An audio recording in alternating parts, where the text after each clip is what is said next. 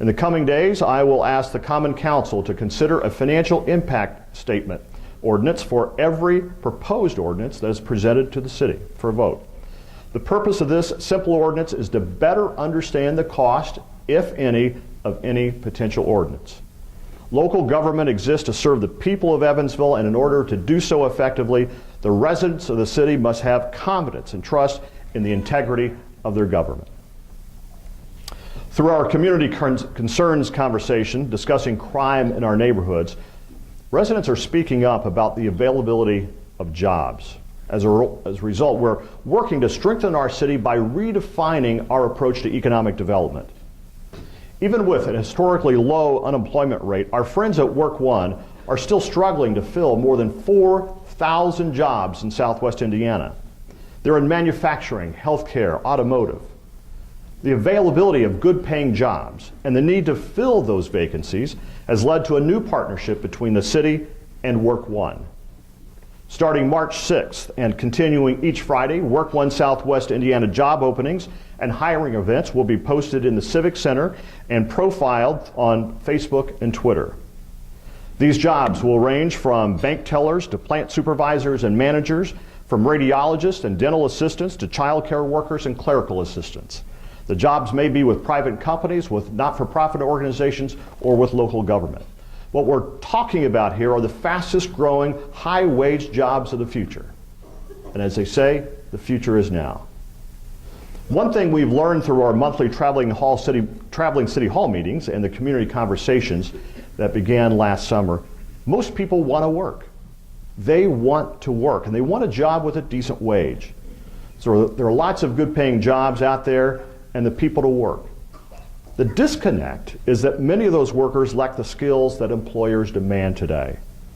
That's a reason our partnership with Work One will also focus on training opportunities, so we can train our workforce for the demand of those highly skilled positions. Tomorrow night, for the February Traveling City Hall Community Conversations program, participants will not only discuss the available jobs, but also the skills required to get on a pathway to those jobs. The meeting is at the EVSC Career and Technical Center. We'll have representatives from Work One, the Career and Tech Center, Ivy Tech School of Applied Sciences, Engineering, Technology, and the City of Evansville, all sharing information on hot jobs and higher wages, building a skill, training for adult workers, interviewing techniques, and work ethic. The presentations begin at 5:30, and there will be a chance to talk one-on-one with the job professionals and then tour the Career Center. We plan to repeat this program on the east side in March. By addressing this skills disconnect, we are redefining our economic development to meet the demands of our current employers and the citizens looking for work. Now, while jobs are available and the pathway to employment exists, that does not mean that crime will be eliminated in our city. That's why we are strengthening our city with our continued commitment to public safety. The Mayor's No Meth Task Force has taken a proactive role in public education and advocacy in the fight against meth. Our role is to educate the public on the social, economic, and health-related cost to the use of meth. The Meth Suppression Unit and the City County Narcotics Joint Task Force and the Prosecutor's Office deserve our collective thanks for their role in helping to reduce the number of meth labs last year by 50% over 2013. 50%.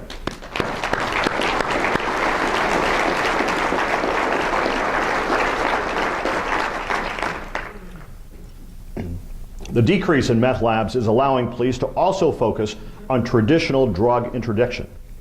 Those efforts recently led to the arrest of dozens of suspects on federal and state charges.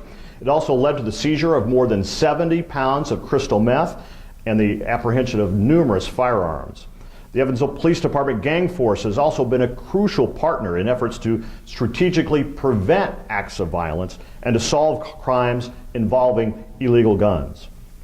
Although we're only 2 months into the year, law enforcement has taken 72 illegally possessed firearms off the streets of Evansville.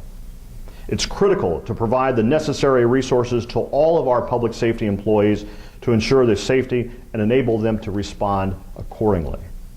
Whether it's technology like ShotSpotter or a quint for the fire department. It is our obligation and duty to keep our residents safe.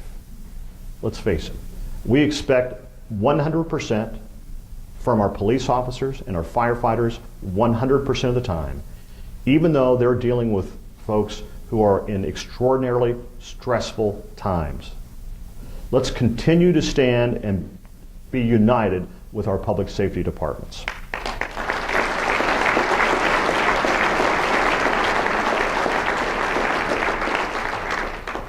If you've driven your vehicle or ridden your bicycle on Oak Hill Road, Evansville's first complete street, you know what a pleasure it is.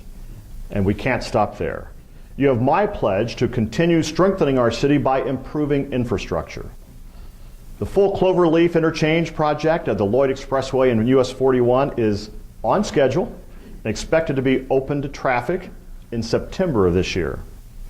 It's one of the busiest interchanges in the state, and it's been a headache, I know. Perhaps that's an understatement. But we appreciate your patience. However, when it's complete, it will be more functional, it will be safer, and there will be 2 fewer lights on the Lloyd Expressway. Yes.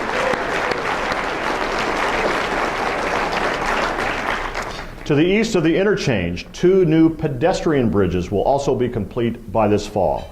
The closest bridge to the interchange will connect the Greenway to the city's first complete street, Oak Hill Road. The crossing at Van Avenue will connect the athletic fields of the Evansville State Hospital grounds with the future Roberts Park. Last spring, the city of Evansville, along with the Department of Parks and Recreation and the Evansville Metropolitan Planning Organization, began working on a citywide bicycle and pedestrian connectivity master plan.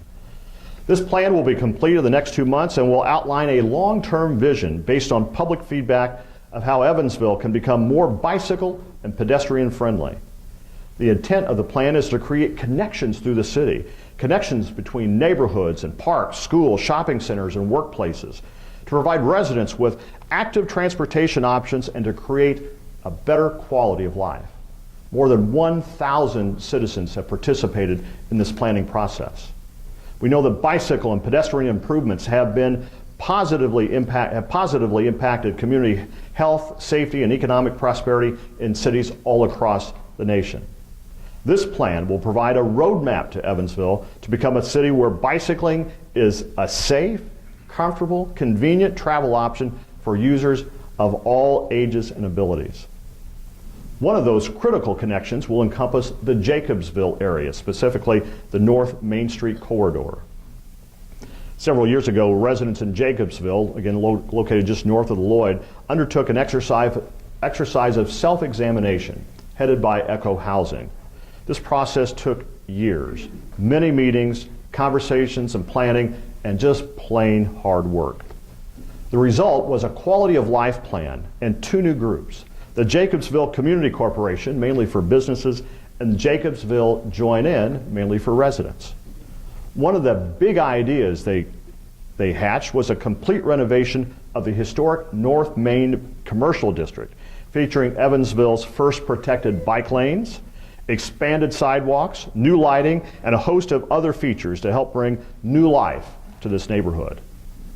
Very happy that last week the Evansville Redevelopment Commission gave its blessing to the North Main Streetscape project using funds from the Jacobsville TIF to bring new vitality to the commercial corridor, which will attract new private investment, new small businesses, and new residents to this area.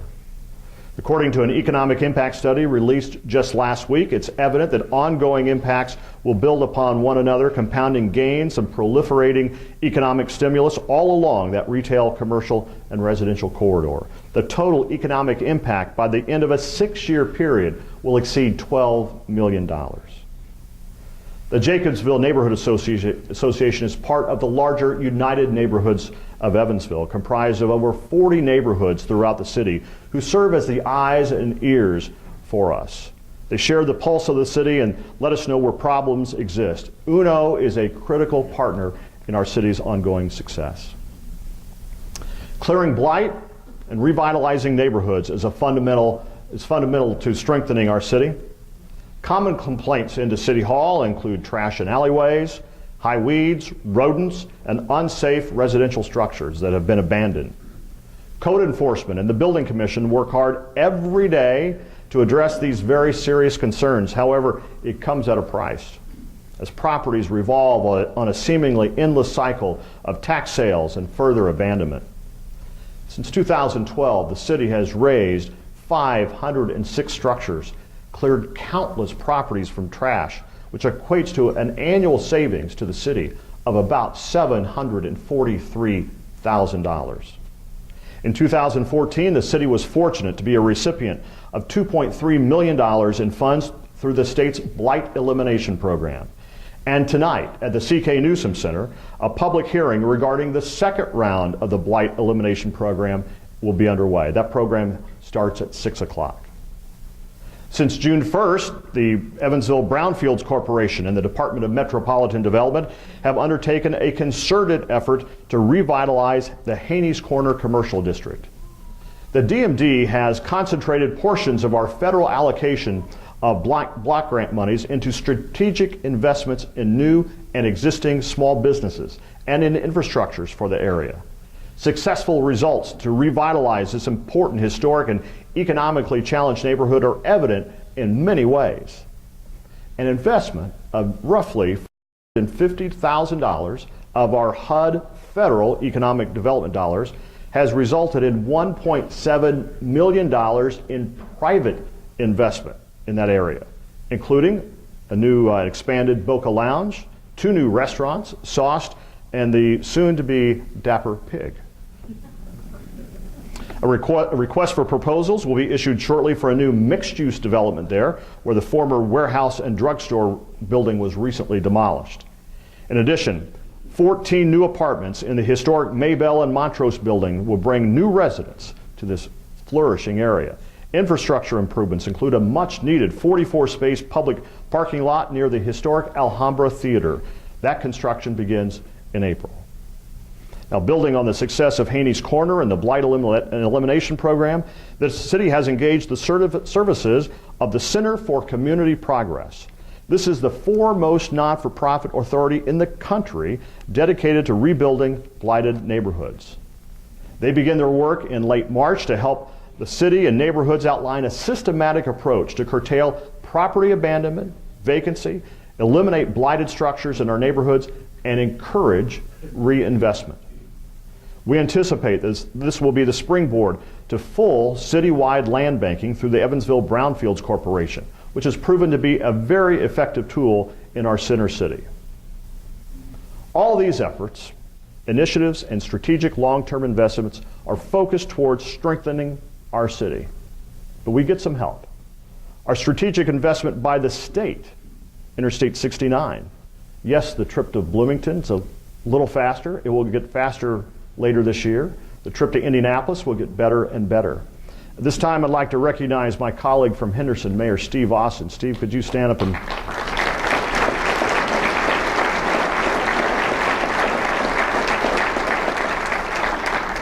Together with the BridgeLink Coalition, our advocacy for the future I-69 bridge is steadfast, and it's gaining traction in Indianapolis and in Frankfort. The Indiana Department of Transportation is currently working on a statewide funding outline. In that report, INDOT is conducting a tolling study for the Interstate 69 bridge project, and that should be complete later this summer. Now, while a massive bridge project or interchange are obvious projects, the improvement of the city's water and sewer infrastructure is an unseen challenge that must be addressed. Keep in mind that 1,000 miles of water line are underground, with more than 600 miles of cast iron, and the average age is 90 years or greater. Since 2012, the city's water lines have experienced over 1,000 breaks, 500 last year alone. We've had 30 in the last few days. With the unprecedented water main breaks, the water side of the utility has invested heavily in these breaks, as well as full replacements of lines that are part of a refresher program. Upgrades in Howell and on Crattsville Road have totaled $1.5 million. As we consider the long-term needs, think about this. The original water treatment plant was built in 1900. 1900. The utility is currently rehabbing the north section of that plant, which was built in 1954. But major decisions on the future of the plant will need to be made to make sure the quality of water service to our customers is met for decades to come. On the sewer side of the utility, the city has definitely turned a page in its negotiations with the U.S. Environmental Protection Agency, the Indiana Department of Environmental Management, and the U.S. Department of Justice. Following a productive meeting last month with myself and IDEM Commissioner Tom Easterly leading the overall discussion, all parties agreed to work collaboratively on a series of technical meetings with a desire to reach an outline on an agreed solution by the end of this April. The federal mandate to curb our combined sewer overflows will easily be the largest infrastructure investment to date by the city. Now, as a final investment figure is yet to be finalized, the city has been authorized to proceed on some projects. The $6.8 million Cass Avenue Sanitary Storm Water Separation Project is an example of a project that will reduce stormwater from entering the combined system, and it's the final phase of several projects to reduce flooding on the southeast side. Now, with all that, I haven't even talked about all the good things going on in the city of Evansville. We have so many dedicated city workers, department heads. Many of them are in this room today. If they would please stand and be recognized. You know, public service is a calling, and your work to strengthen our city is greatly appreciated. Ladies and gentlemen, would you stand up if you're a department head or...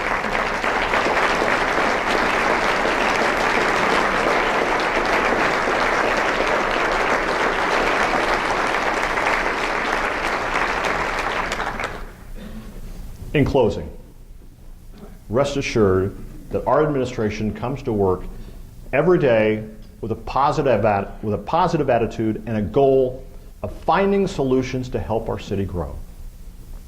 I have to tell you, at a recent forum, a well-known community leader made a comment that really struck a chord with me, and I can't really shake this. This is what he said. For the first time, I don't feel like an outsider. I can feel the momentum in our city and feel like I'm part of the progress. Ladies and gentlemen, I wish that sentiment that would be on everyone's heart and mind in our city. To the citizens of Evansville, thank you for allowing me to lead the city and to be a champion for the city I love. Thank you, and may God bless the city of Evansville.